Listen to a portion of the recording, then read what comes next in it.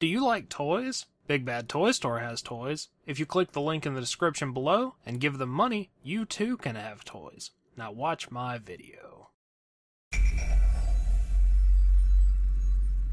Hello and welcome to VR Reviews. Today we'll be reviewing the Marvel Legends Build-A-Figure Lizard. So yes, here we have Lizard, one of the first Build-A-Figures that I've completed in a long time, but Lizard is one of my favorite Spider-Man villains, so I definitely needed to finish him. And for the most part, I think he's really cool, and certainly something worth looking into if you do want to have a big selection of Spider-Man villains. Starting off with a quick size comparison, of course here we have Lizard. Here's our standard Marvel Legends 6-inch Cosmic Armor Iron Man and 3 3/4-inch Marvel Universe Wolverine. Lizard is pretty big, he's got a lot of size to him. He's taller than Iron Man, he would be even taller if he could stand up straight. More on that later. And of course he's much bigger than a 3 3/4-inch figure. Now let's get everything else out of here and just look at Lizard. Alright, moving on to our 360 spin. Lizard looks basically like a big lizard wearing clothes.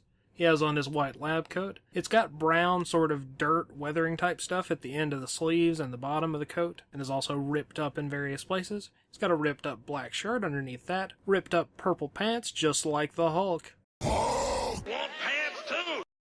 And then the rest of him is scaly and dark green. He's got really nice texturing on all of the scaly parts, and some of it is also sort of plated. He's got big clawed hands and feet, and also has his big scaly tail in the back there. Nothing about the sculpt or paint bothers me. He looks really, really cool. Head sculpt wise, of course, you have your lizard head. It's got more scale detail like the rest of the figure does. His eyes are kind of hollow, and then the actual eyeballs themselves are yellow, and they have the little slit pupils.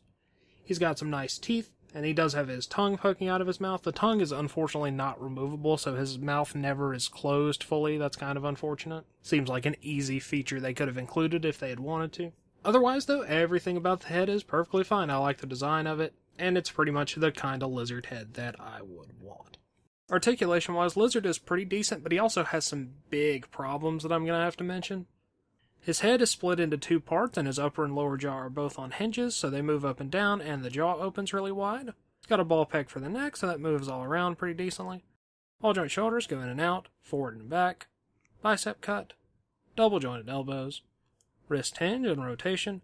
He has an abdominal joint, which is incredibly limited by his lab coat, so he can't stand straight up that way. Waist cut. Hips go in and out, forward and back. Thigh cut. He has double jointed knees that are horribly limited. They barely move at all, and he cannot stand up straight. He's always going to be hunched over.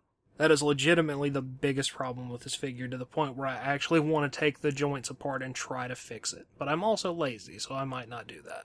Down below that, you have hinge and pivoting in the ankles, and you get a toe joint. Hasbro never gives us toe joints. Look at the big toe joint. And then you have his tail in the back, which hinges and rotates at 3 different points. And unfortunately, these joints are really ugly, and they don't really line up that well. They probably should have done these with little ball pegs, or bendy wire would be excellent. But I guess this is what we have to deal with. So you should be able to get him into some poses, as long as they don't involve standing up straight. And since Lizard comes with no accessories and has no packaging of his own, I guess that about wraps it up for Lizard. So until next time, goodbye!